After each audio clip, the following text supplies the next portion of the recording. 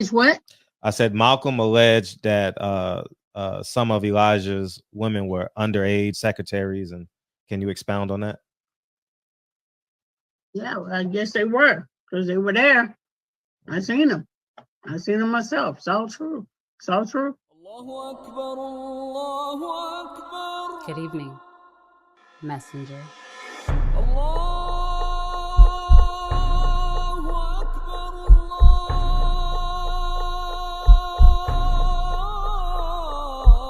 You convinced us that you were the last messenger.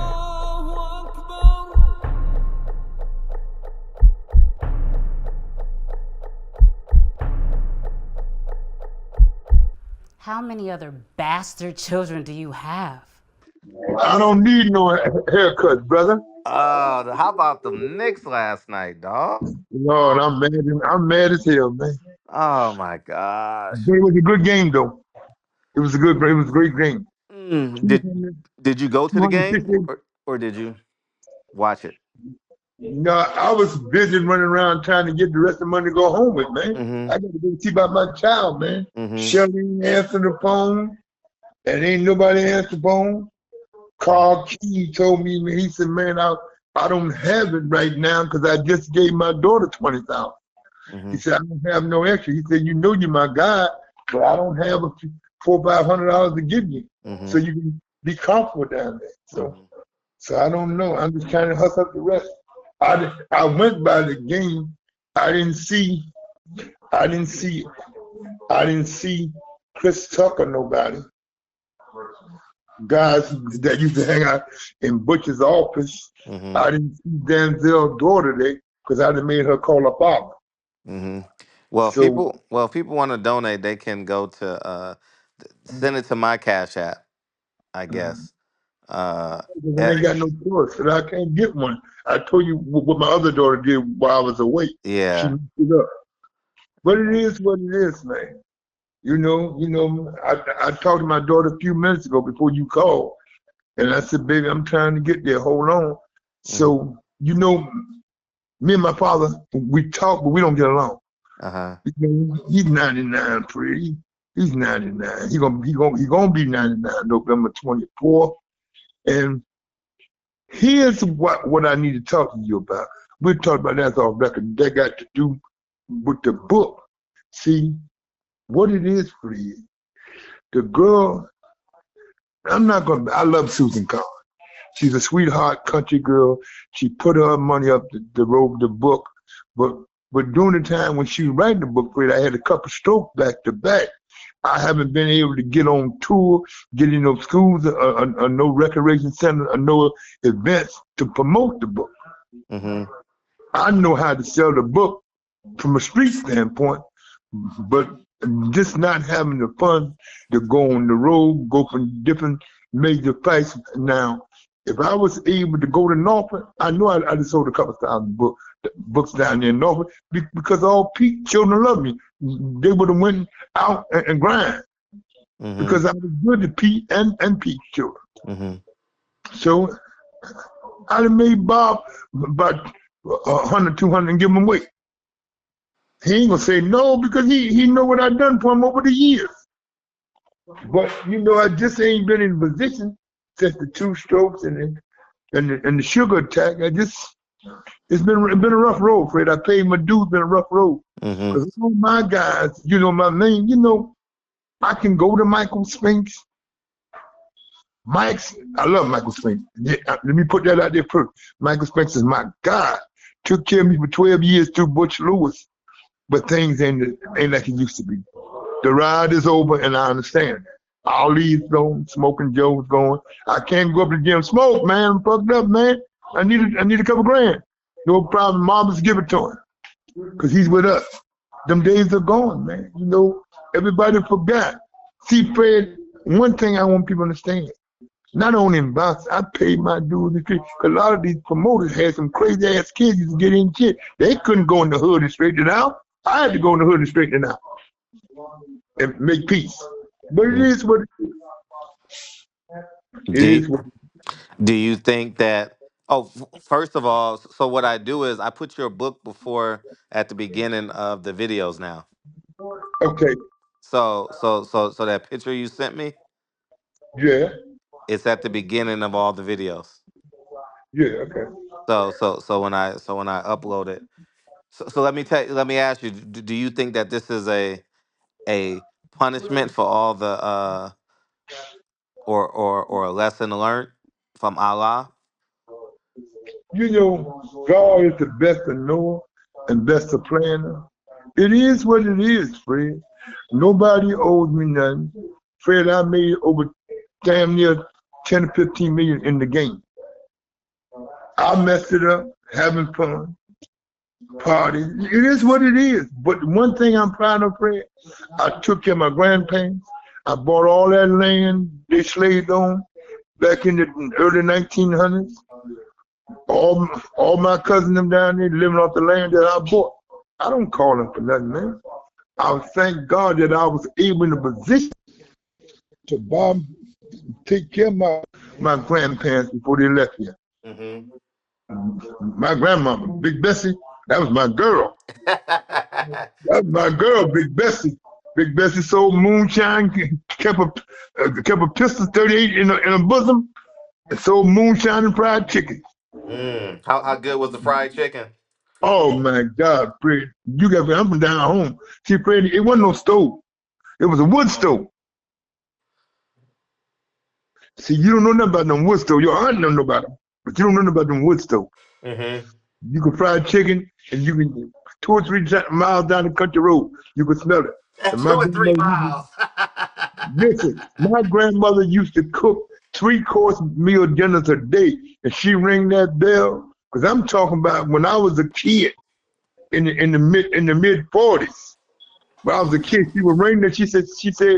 She called me by my nickname. She said, Fats, go out there and ring that bell.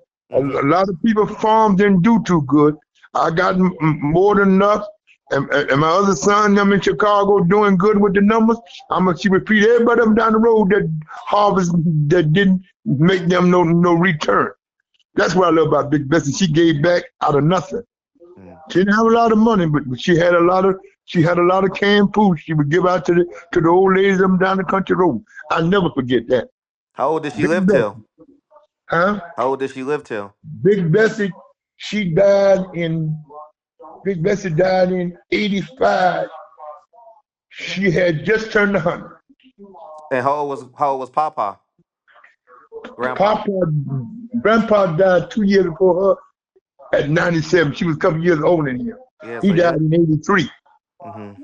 He was 97, 83. And when I went home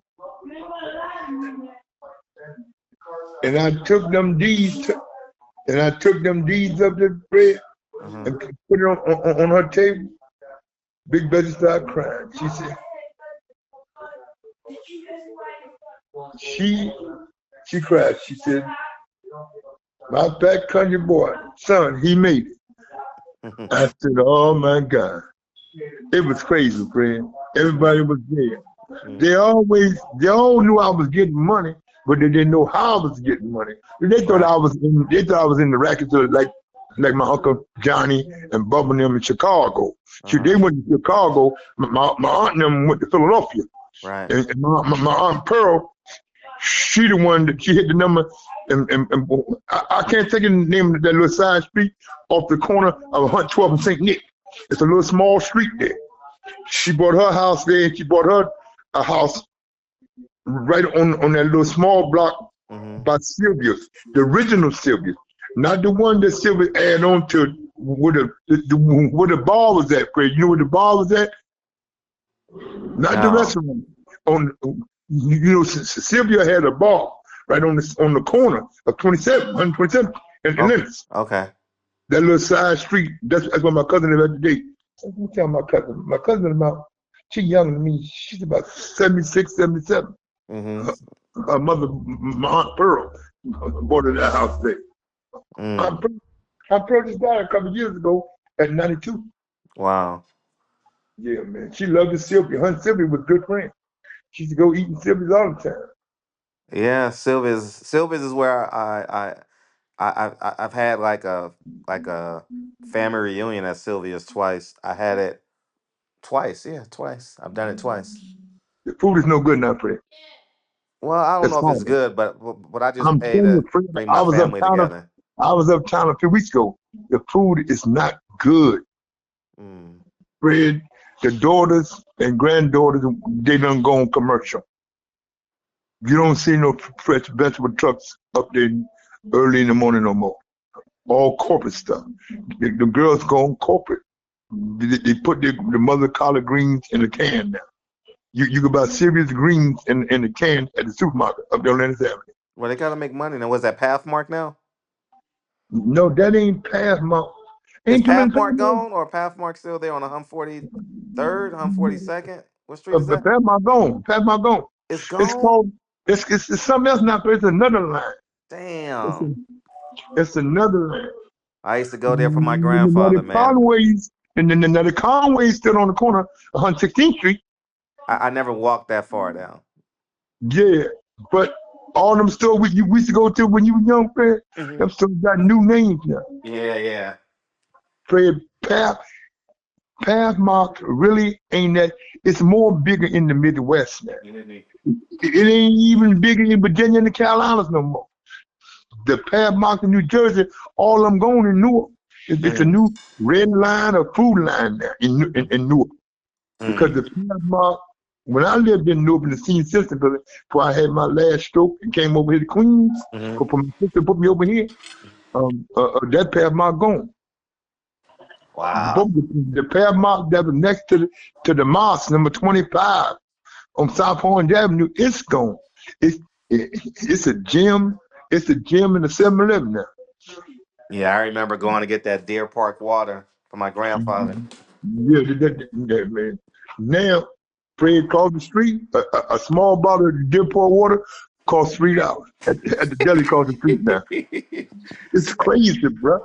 Oh yeah, it changes, man. It definitely The only changes, man. good thing about this place, Fred, and I say this to all your fans, everybody in my building, they know who I am.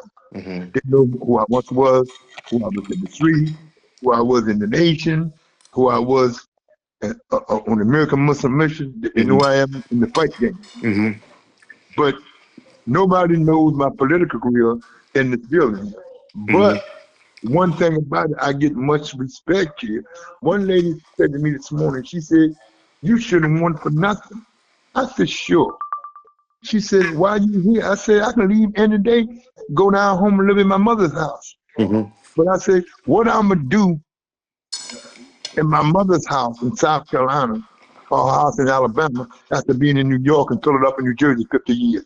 What I'm going to do, sit on the porch and drink moonshine and make julep and dip snuff?" I said, "That ain't me. What I'm going to do there?" Mm-hmm. There's no subway. I can't hop on the subway. There's no accessory ride. And down there, even though the cost of living is cheap, Fred, South Carolina, Virginia, North Carolina, but the benefits of being in New York, or LA, Miami, or Philadelphia, or New Jersey, it's no comparison. You like that fast life still? Well, I'm not saying I like to be around. I'm not in the streets no more, Fred. I'm not in the fast life, but I like to be where if sets a ride too slow, I can walk down the block and jump on the subway, go in the city, go to Jimmy's Corner, or go uptown to the fish place, 125th Street and 8th Avenue, grab something to eat and jump back on the train, or just or jump on the 7, or jump on the 104. Mm-hmm. So down there, I can't do that. And plus, there's no gyms down there. Now, Fred, I go to the little gym down the street here. It's called Queens Boxing Club. Mm-hmm. On it's it's on Broadway. Okay. So I go there, Fred, and teach a little 8, 9-year, 10, 12-year-old, and your son's age bracket Mm-hmm. how to wrap their hand properly. Mm-hmm.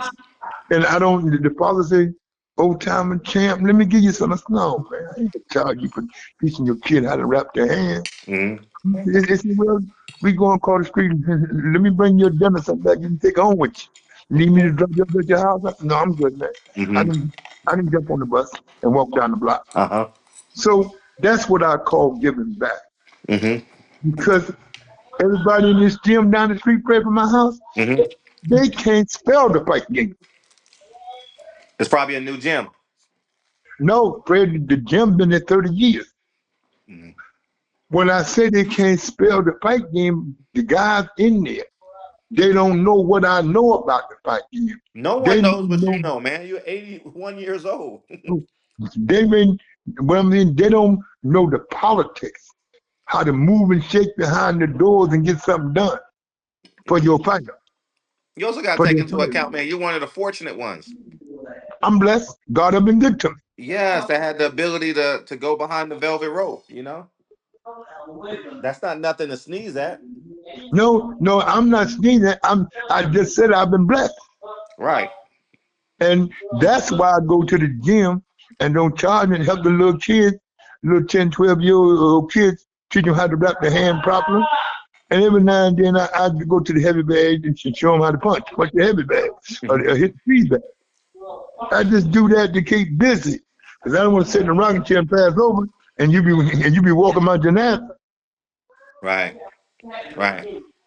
So I try to give back, as I told you before, the thing that means you're going to start working on the next couple of months and what I'm trying to do. Hmm. Well, I'll tell you one thing. People are enjoying this for sure. I'm getting a good response.